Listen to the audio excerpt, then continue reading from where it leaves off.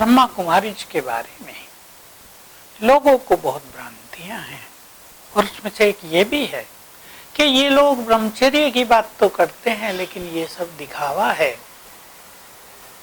भाई बहनें साथ साथ रहते हैं, गृहस्थी लोग इनके पास आते हैं, ये कैसे संभव है? पर ये ब्रह्मचर्य का ज्ञान, ये पवित्रता का ज्ञान स्वयं भगवान ने आकर दिया, और उसको सरल बनाने की विधि भी समझा दी।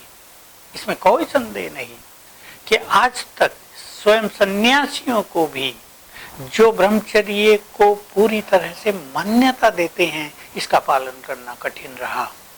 परंतु जब स्वयं भगवान आए और उन्होंने हमें स्मृति दिलाई कि तुम पवित्र देवता थे, उन्होंने हमें याद दिलाया तुम आत्मा हो, मूल रूप से परम पवित्र, और बताया कि तुम मेरी संतान हो, मैं पवित्रता का सागर हूं, तुम भी बहुत पवित्र हो।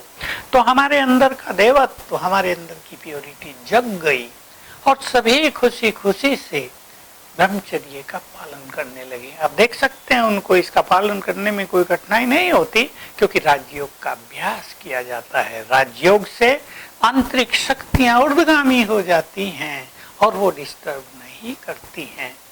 आप ब्रह्मा कुमारी जी में आकर देख लीजिए, आप ब्रह्मा कुमारी जी में आकर देख लीजिए, सबके चमकते और तेजस्वी चेहरे आपको उनकी पवित्रता की स्पष्ट झलक दिखाएंगे। आपको किसी से पूछना नहीं पड़ेगा, उनके चेहरों की मुस्कान आपको बताएगी ये कितने खुश हैं, कितने संतुष्ट हैं, इन्होंने क्या पाया है। सचमुच तो यही है कि भगवान को पाने के बाद पवित्रता सरल हो जाती है, और ब्रह्मा कुमार कुमारियों का परमात्म मिलन हुआ है।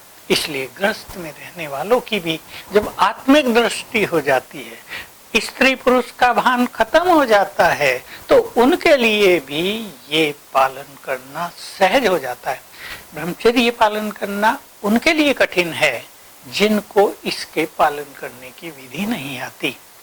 तो आप सबको ये स्पष्ट रहे, ये संपूर्ण सत्य है कि ब्रह्मचर्य पवित्रता ही ब्रह्मा कुमारी ईश्वरीय विश्वविद्यालय का फाउंडेशन है। उसके बिना तो इसका कोई अस्तित्व ही नहीं रहता। और हम लोग जो समर्पित हो गए हैं, हम गवाह हैं, हम साक्षी हैं, हमारे संपर्क में आने वाले लाखों लाखों लोग पवित्र बन चुके हैं, ब्रह्मचर्य का पालन कर रहे हैं।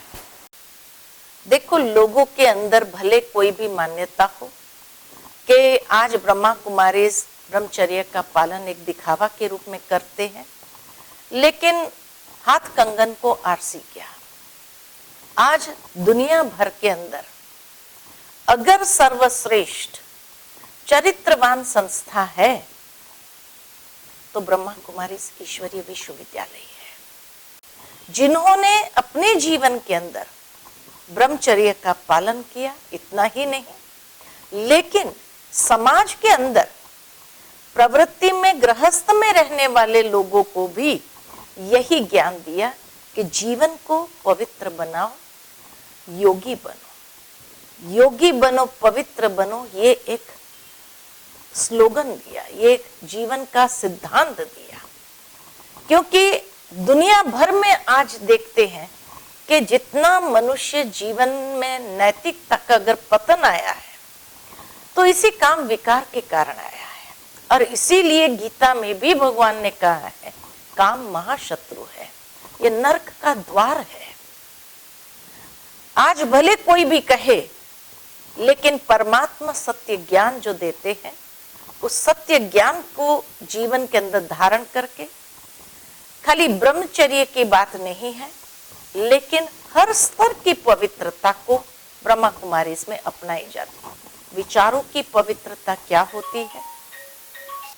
ब्रह्मचर्य की खाली बात नहीं है, परंतु ब्रह्मा कुमारी हर स्तर की पवित्रता को अपनाने के लिए प्रेरित करती है। विचारों की पवित्रता क्या होती है? वाणी की पवित्रता, दृष्टि की पवित्रता, वृत्ति की पवित्रता क्या होती है? व्यवहार का शुद्धिकरण क्या होता है?